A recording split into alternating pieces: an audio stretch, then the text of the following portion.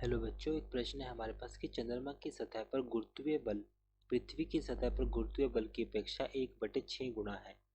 एक 10 किलोग्राम की वस्तु का चंद्रमा पर तथा पृथ्वी पर न्यूटन में भार क्या होगा, ये हमें बताना है। तो सबसे पहले हम बात करते हैं प्रश्न की मुख्य अवधारणा।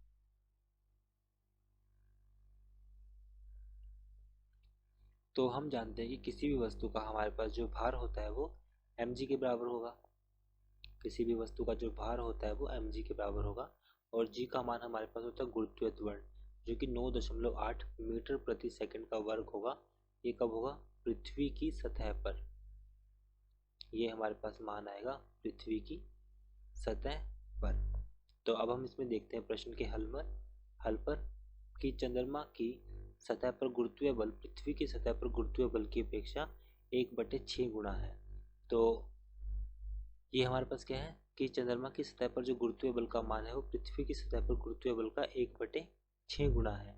तो यहाँ पर जो भार आएगा हमारे पास चंद्रमा की सतह पर वो क्या है? mgm। ये गुरुत्वीय त्वरण का मान है चंद्रमा पर, क्योंकि प्रश्न में कहा गया कि पृथ्वी की सतह पर गुरुत्वीय बल की अपेक्षा 1/6 गुना है। इसका मतलब हमारे पास जो मान होगा हमारे पास, अब 10 किलोग्राम का हमें ज्ञात करना है।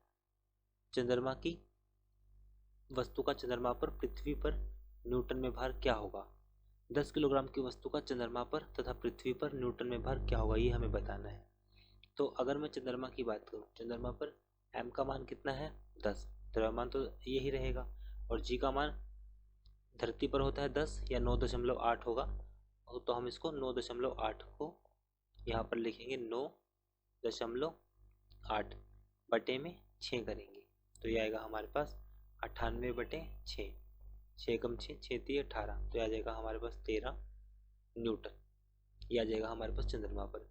अगर मुझे यही मान धरती पर निकालना है तो m का मान कितना है? 10 और g का मान कितना आ जाएगा? यहाँ पर g का मान आ जाएगा 9.8। तो ये मान आएगा हमारे पास 98 न्यूटन। तो ये हमारे पास 98 न्यूटन होगा। तो आशा करता हूँ कि प्रश्न का हल आपको समझ में आया होगा। धन्यवाद।